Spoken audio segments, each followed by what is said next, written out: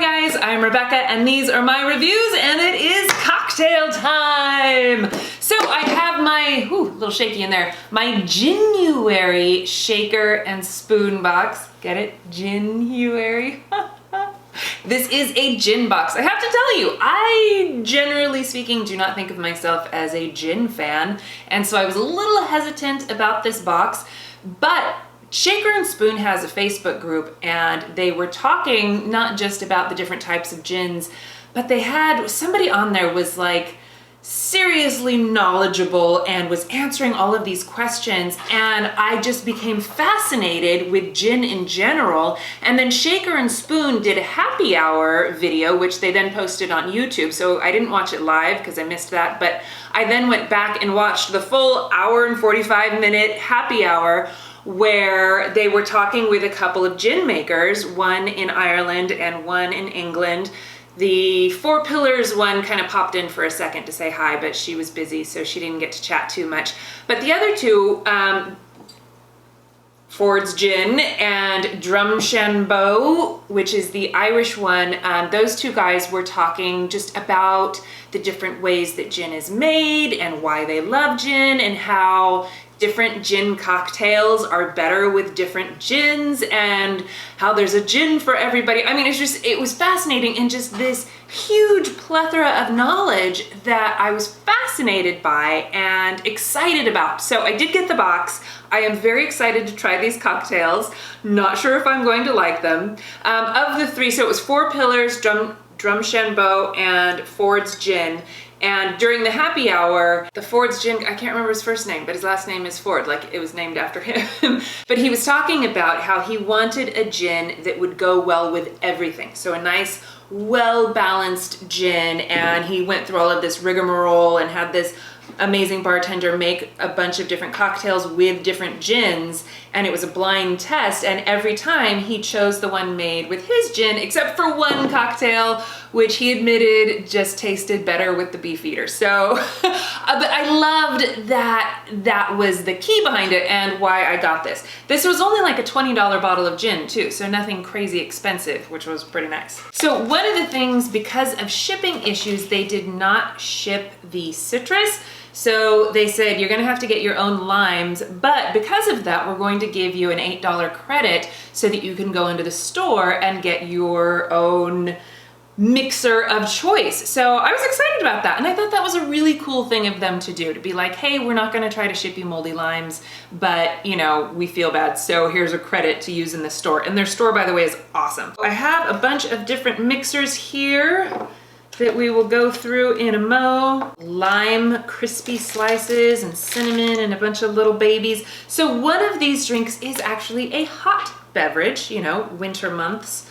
I thought that was pretty cool that they included a hot beverage. So that is the one that I'm going to start with. No fireplace? No problem. For those times when the winter chill winds its way into your bones, there's nothing like a warm cider. Greg Mayer's version bumps up the fruit flavor with a bright raspberry syrup and gives off an aromatic steam of cinnamon and gin you'll surely want to savor. So I have some spiced apple cider concentrate, which I'm going to mix with 3.5 ounces of water and heat that up. So I'm gonna do that inside. So let's go over that. This is very thick and syrupy. I'm glad we're adding it to water.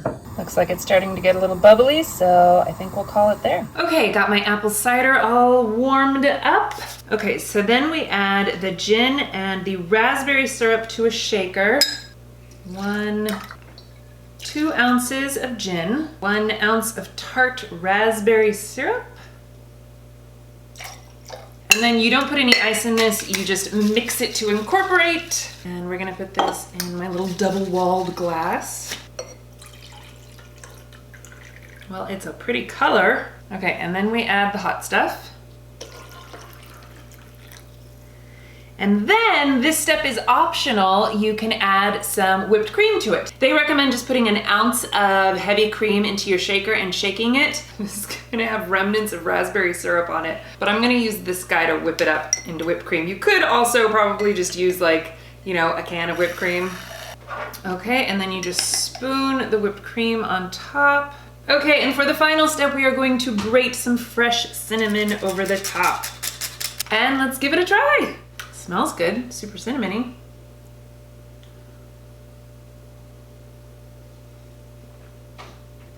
Wow.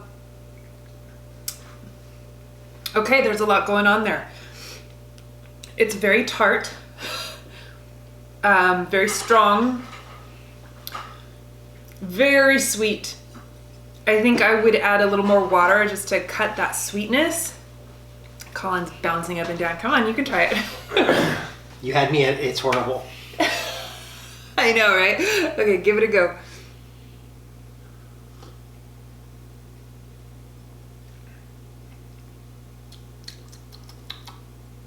Huh.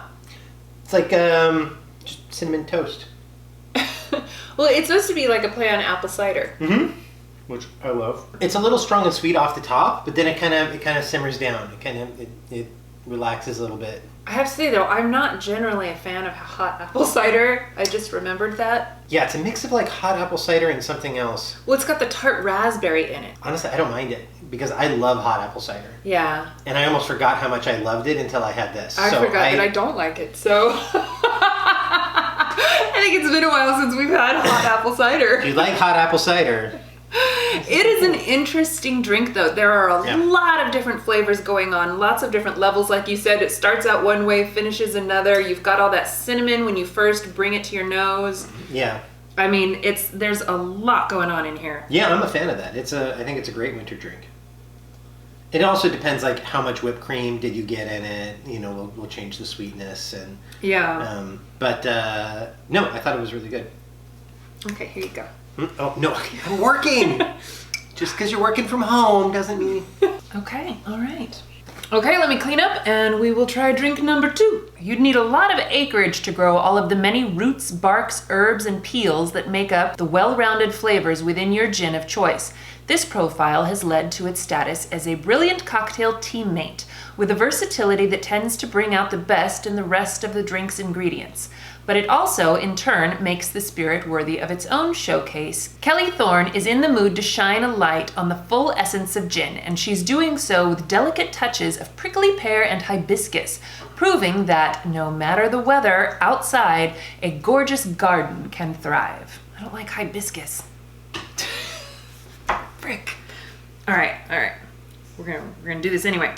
Okay, so this one is gonna be your old-fashioned style giant cube in a rocks glass thing. Got my large ice cube in my rocks glass. You know, one of the things that I learned on the Facebook group was that you can temper your ice, basically make it a little more melty, like if it's sitting out a little bit longer, because that will help dilute the drink in a better way. It was a really interesting thought about, because like at a bar your ice is sitting out, and at home you usually just pull it straight from the freezer, right? So if you temper it a little bit and let it get a little melty, you'll get just a little bit extra water in your drink, which can help mellow the flavors of both the gin and the mixers. 1, 2, seems like a lot of gin.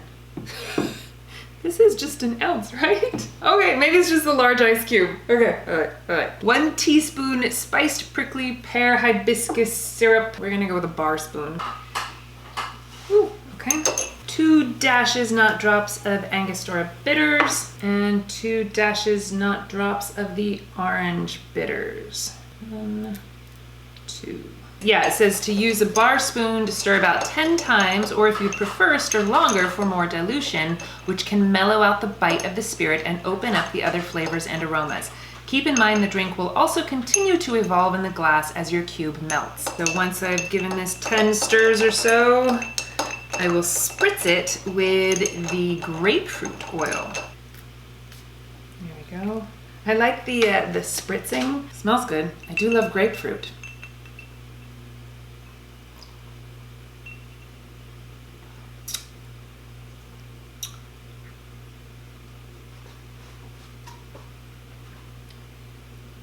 Wow.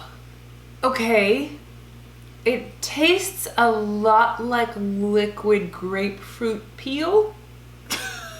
Like I don't know if it's just that spritz, like did I go crazy with the spritz there?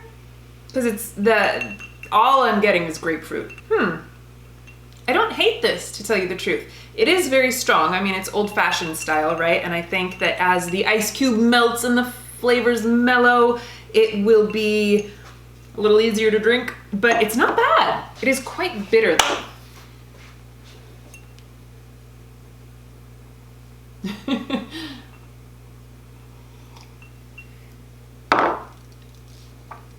Why? Yeah. Never had a hibiscus plant try to physically assault me before.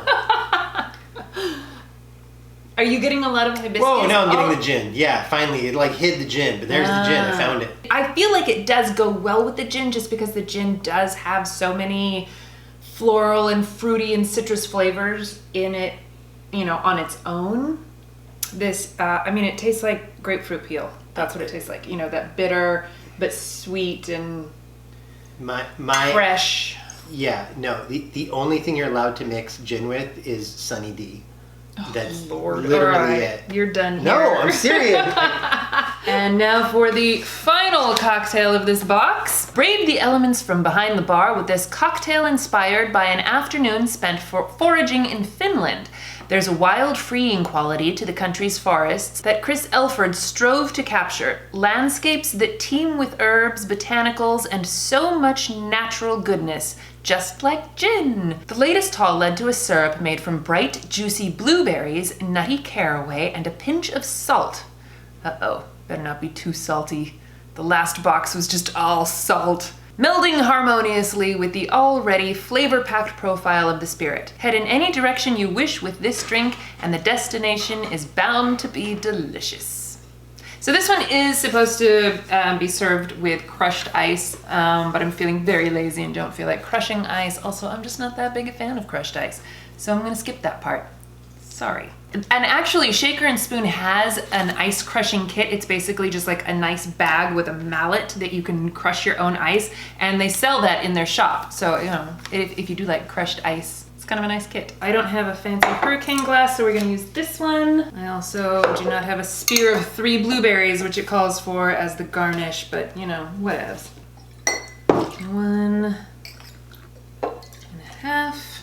And 1 ounce of the salted blueberry syrup.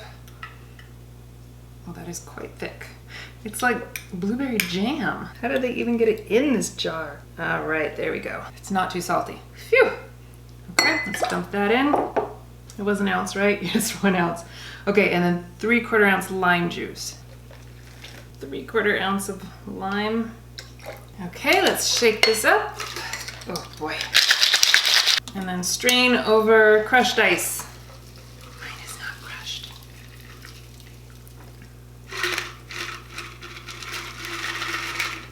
Garnish with one of these little dehydrated limes. Very cute. And then they say you can add a straw. I don't think I have a straw, but I'm also not using crushed ice, so.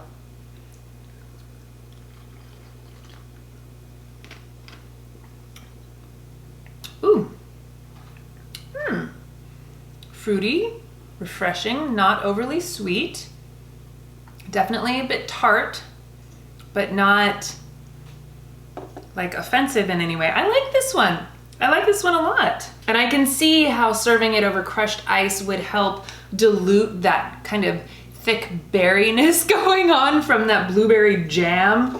But as it is, it's not bad at all. And as my ice continues to melt, I think it will, you know, thin out a little bit.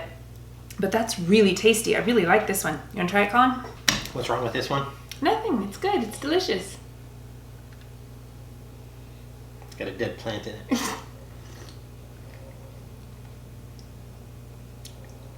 It's a, you know what, it's nice, it's really cold. It's like a frozen raspberry, it's like a melted raspberry pop. Okay. You know? Yeah, it does kind of have a popsicle-y... Well, and like the syrupy level is very high. That's probably because I'm not using crushed ice like I'm supposed to, because I was lazy. I know, I'm sorry I'm lazy. Yeah, I mean, it's tasty and delicious, and yeah, it's really good. It's good, right? Yeah, it's just it's a melted raspberry popsicle. It's good. It's like refreshing and light and lovely. I like it. All right, awesome. You know, I will say this about gin. I find that the cocktails I do like I recently discovered I really enjoy a bee's knees, which is a honey syrup with lemon and gin, and it's refreshing and delicious. It's like a grown-up lemonade, and I love it to bits and pieces. And this one especially has that same refreshing quality because gin is made with juniper, but it's also made with a lot of botanicals and herbs, a lot of floral things and fruits and citrus, things like that, that definitely lend themselves to mixing with fruity flavors and also citrus. Okay, so this was a fun box, and I feel like I've learned so much about gin just from the Facebook group and watching that happy hour and just, you know, learning about the different gins. Even when you're looking at which ones to buy, it's like, oh wow, okay, didn't realize that the different gins would be so different, but they really are. And this one is a London Dry, which refers to the way that it's made. So some of them, like this one, very much smells like fresh cut grass and herbs and stuff. And then I have like a Bombay Sapphire, which to me smells almost like perfume. Like it just has, and that one is infused with botanicals after they do the macerating of all of the other stuff. So different ways that they're made can give you different flavors, and those different flavors can lend themselves to different cocktails. So even if you don't necessarily want like a gin martini, you might like gin in certain cocktails. Like I was saying, I really love a bee's knees, and I've tried it with different alcohol and it is good, but the gin is just so refreshing and so bright that it just really lends itself to making it taste like a very summery kind of a drink. So the winter side of these is very interesting. This apple cider one, I think if I liked apple cider more, I would probably like this one because it had good flavors. I just don't like, well, I don't like apple cider. I'm more of a hot chocolate kind of a girl. This one I thought was really good. In fact, let me try this one again now that the ice has melted a little bit more.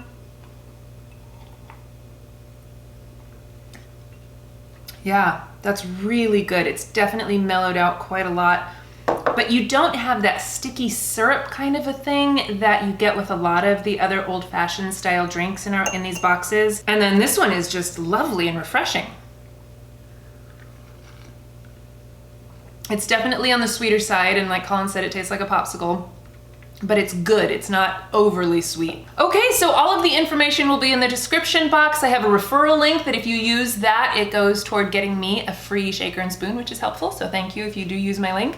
Also, you can check out the shop. If there is just like maybe one drink you want to try, you can always buy the ingredients that way or just try stuff out before committing to a full box. They also have past boxes in their shop if there was something that you missed. So this one is no longer available to purchase, but I'm sure it will be in their shop eventually. The next box, which you can sign up for now until February 28th, I believe, is going to be a rye box. Another one that I'm curious about because I know very little about rye, and I am excited to learn some more and try some new cocktails. So anyway, thank you guys so much for watching. Please give this video a thumbs up if you enjoyed it and share it with your friends. Don't forget to subscribe to my channel if you haven't already, and I will see you in my next video.